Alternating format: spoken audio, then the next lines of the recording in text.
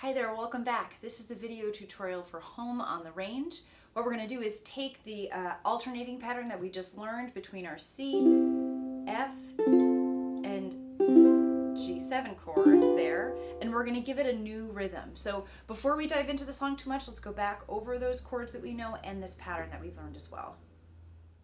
So for this song, once again, we're going to need our C chord, which I make by putting the ring finger on the 3rd fret of A.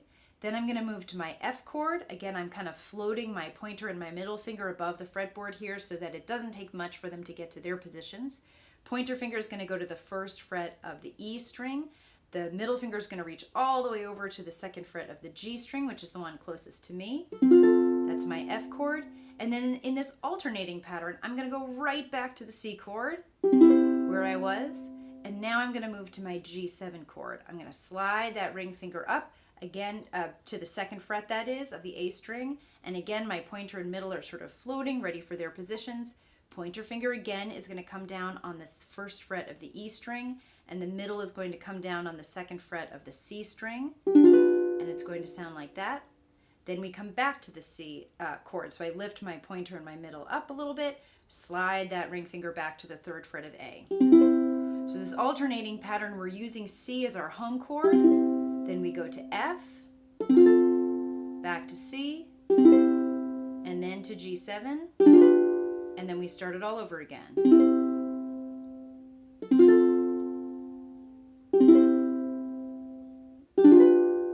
And come back to C. So make sure you're familiar with all of that before you move on. All right, so in this tune, we do have a certain amount of predictable pattern here, but we have some things that switch it up a little bit too. In the first line, what we're going to do is we're going to play 2 C's to 2 F's, back to 2 C's, and then 2 G7s. And this is nice and slow. It's a waltz, so again, we're only playing on the first beat of these 3 beat groups. We'll go over that again in a moment. Second line starts off the same as the first. 2 C's, then 2 F's. But now instead of the 2 and 2, what we're going to do is play 1 C, getting ahead of myself, 1 G7, and then back to C for 2. So again, we can think of it as if we want in groups of 4, where we've got most groups of 4 divided between 2 chords, except for that last one, which is going to be the 1 C, 1 G7, and then back to 2 C's.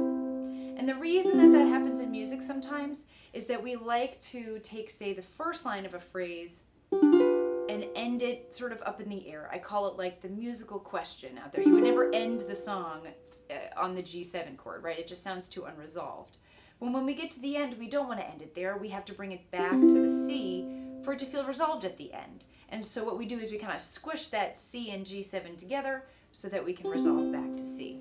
Altogether, it's going to sound like this. And see if you can hear that musical question and then the answer, the resolution at the end. Starting on C, here we go. C, 2, 3, C, switch to F, back to C, 2, 3, 1, 2, G7, 1, 2, 3, 1. Next line, back to C, 3, 1, 2 to F, 1, 2, 3, 2, 2, back to C, then G7, back to C. Try it on your own. Here we go. C, 2, 3, 1, 2, 3, 1, 2, 3, 1, 2, 3, 1, 3, 1, 2, 3, 1, 2, 3, 1, 2, 3, 1, 2, 3, 1, 2, 3, 1, 2, 3. Watch out here. 1, 2, 3, 1, 2, 3, 1. Let's add the words. Oh, give me a home where the buffalo roam, where the deer and the antelope play, where seldom is heard a discouraging word, and the skies are not cloudy all day. Pause right there. Maybe it felt a little bit easier to follow those chord changes once we added the words. Maybe not, but do what you need to do to kind of just get familiar with that verse. Feel free to practice it as much either with the words or without the words as you feel like you need to. When we get to the chorus, this is the first song we're playing where the chorus pattern is different from the verse pattern. Up until now, we've just learned one pattern, and it's the same throughout the whole thing. But don't worry, there's not much difference. There's actually only one important difference, and that is at the very beginning of the chorus, we're going to repeat that last section of the verse where we play 1 C, 1 G7, back to C. And then from there, we're basically just going to play the rest of what we just played in the verse. So we're picking up here after that first group of 4, which had been the C to the F. Now we're going to pick up where it goes C for 2 to G7 for 2. And then the second line is exactly the same as in the verse. Back to C, and then to F, back to C, to G7, and back to C. So here's what it's going to sound like with the words. The chorus, home, home on the range, where the deer and the antelope, G7, play. Then C, where seldom is heard, F, a discouraging word. Back to C, the skies, G7, are not cloudy, C all day. Try it on your own. Chorus, home, home on the range, where the deer and the antelope play, where seldom is heard a discouraging word, and the skies are not cloudy all day. Nice. So we've got a verse pattern and a chorus pattern, really not that much different. Just keep an eye out at the very beginning. You may notice also that that verse pattern kind of takes us out of our alternating pattern because we go from C to G7, back to C, and then to G7 again before we come back and go back to our F. So just watch out for that. An alternating pattern doesn't necessarily mean you're always following the same pattern of chords. It just means that you've got that one anchor chord that you keep coming back to. So just keep that in mind. Just trying to think if there's any other little clues I wanted to give you. I don't think so. So now's a good time in the video to just take a pause, take a breather, maybe listen a little bit to the song again to kind of get it in your ears, play it a little bit on your own, go back over the chords, whatever you need.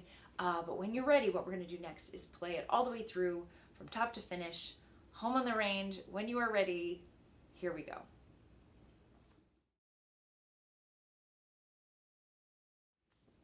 All right, this is Home on the Range from the top. I'm going to start off with just a couple C's to get me started. There's verse 1, chorus, verse 2, chorus again, and then we have at the very end what's called an outro, which is basically just repeating the last line of the chorus, slowing it down a little bit to get all the schmaltz out of it that we want, right? And so feel free to really play that up with me at the end for fun. Just watch out for that. And here we go from the top, starting on C. 1, 2, 3, ready, set, go. Just warming up on C here. 2, 3, 1, 2, 3. Here we go. Oh, give me a home where the buffalo roam, where the deer and the antelope play, where seldom is heard a discouraging word, and the skies are not cloudy all day. Here's the chorus.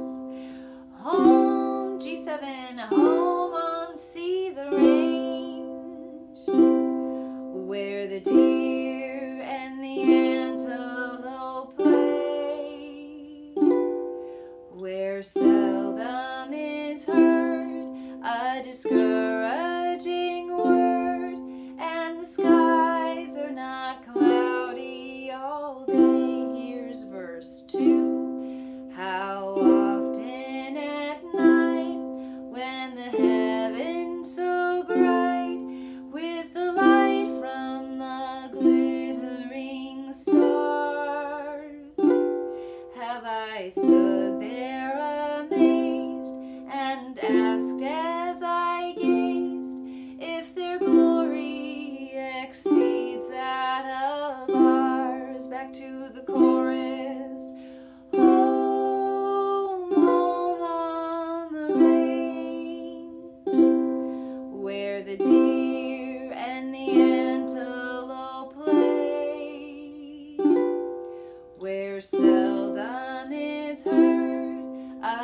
discouraging word, and the skies are not cloudy all day. Down to the outro.